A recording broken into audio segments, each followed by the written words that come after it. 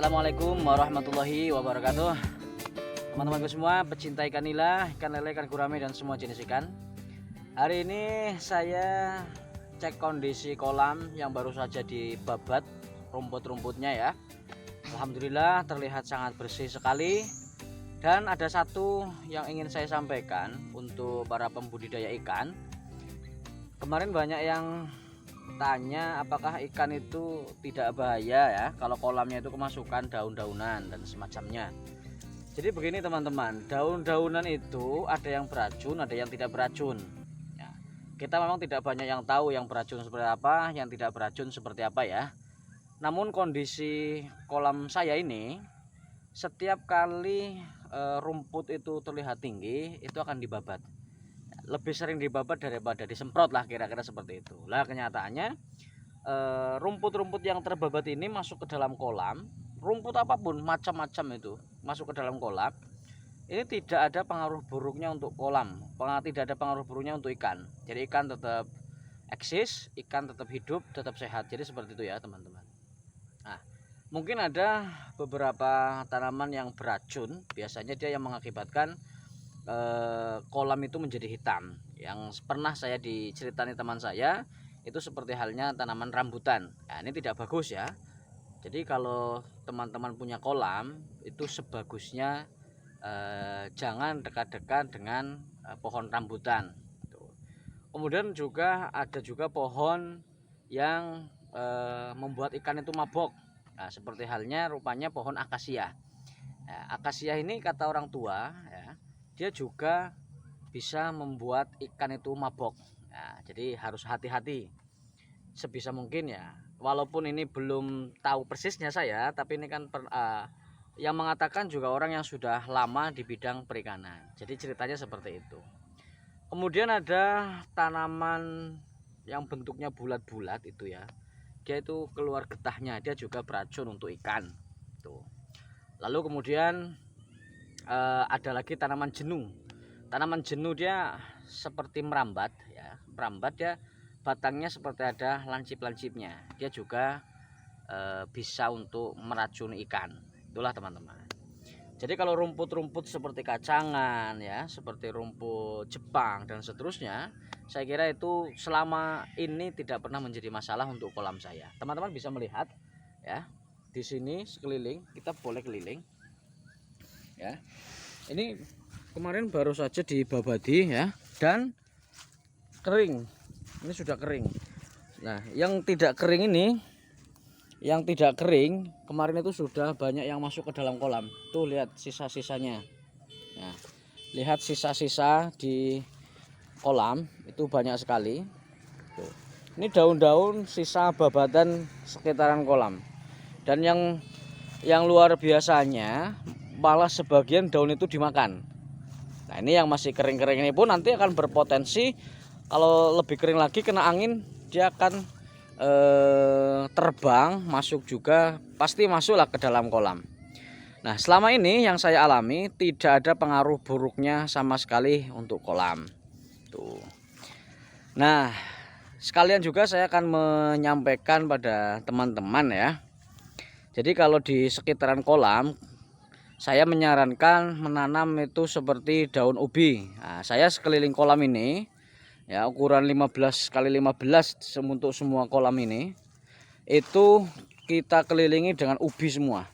Nah, ini ya teman-teman bisa melihat dikelilingi dengan ubi apa namanya? Ubi bodin. Nih, bisa melihat teman-teman, ubi kayu ya. Ubi sayur. Nah, ini sangat cocok sekali untuk ikan.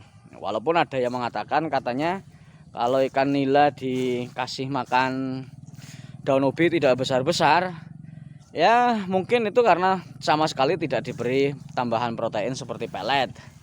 Tuh, ya mas. Tuh ya teman-teman harus tahu. Nah, tapi paling tidak daun ubi ini akan saling menguntungkan untuk apa? Untuk ubinya, untuk juga untuk ikannya.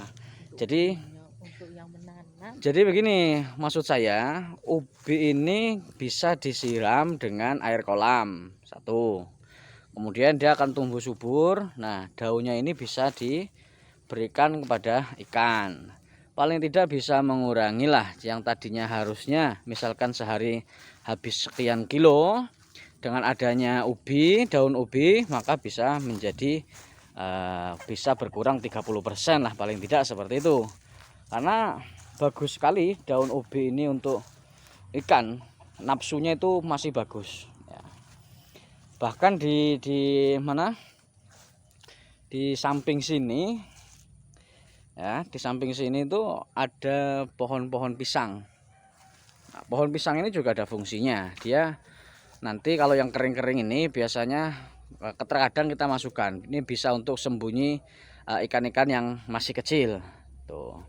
Kemudian yang saya sarankan lagi di sekeliling kolam, selain ditanami ubi, juga ditanami pohon talas. Ditanami pohon talas atau lumbu ya. Kalau ditanami pohon talas atau lumbu, dia nanti juga akan berguna untuk tambahan pakan ikan itu sendiri. Apalagi kalau kolam itu isinya gurame, nah, sangat cocok sekali ditambah dengan daun talas. Nah, teman-teman bisa melihat ikan saya itu sedang dikasih makan oleh istri saya. Istri saya dia akan selalu membuang mukanya. Coba lah, dia belum pernah mau untuk masuk kamera. Nah, ikan itu masih tetap rakus ya, masih tetap rakus, tidak ada stres sedikit pun walaupun banyak daun-daunan yang masuk. Nah, ini artinya apa? Artinya daun-daun yang masuk ke kolam ini tidak ada efek buruknya untuk ikan sama sekali. Jadi begitu ya teman-teman. Nah, jadi untuk apa namanya, pembasmian rumput di tepian kolam, saya menyarankan jangan menggunakan racun, jangan disemprot. Bagus itu dibabat. Bagus itu dibabat. Nah, misalkan seperti ini ya. Nah, ini kan dibabat. Dibabat ini dia akarnya tetap hidup sehingga tambah hari tanah di sekitaran kolam tambah kokoh, tidak akan longsor. Jadi seperti itu teman-teman.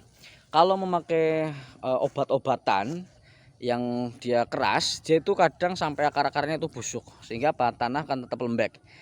Nah, lalu bagaimana kalau misalkan kita pengen nanam-nanam di tepian kolam? Bisa. Caranya ya, walaupun ini banyak akarnya, kita cangkul aja seperti ini daun talas. Kita cangkul, nanti baru kita kasih pupuk, sering-sering kita siram pakai air kolam. Itu udah beres, udah oke lah pokoknya. Nah, untuk antisipasi biar tidak terjadi keracunan dikarenakan obat, saya sarankan bagus itu dibabat saja memakai mesin rumput. Itu ya teman-teman. Oke, baiklah teman-teman semua pecinta ikan nila, itulah tadi sedikit ulasan tentang apa namanya, beberapa pertanyaan yang masuk.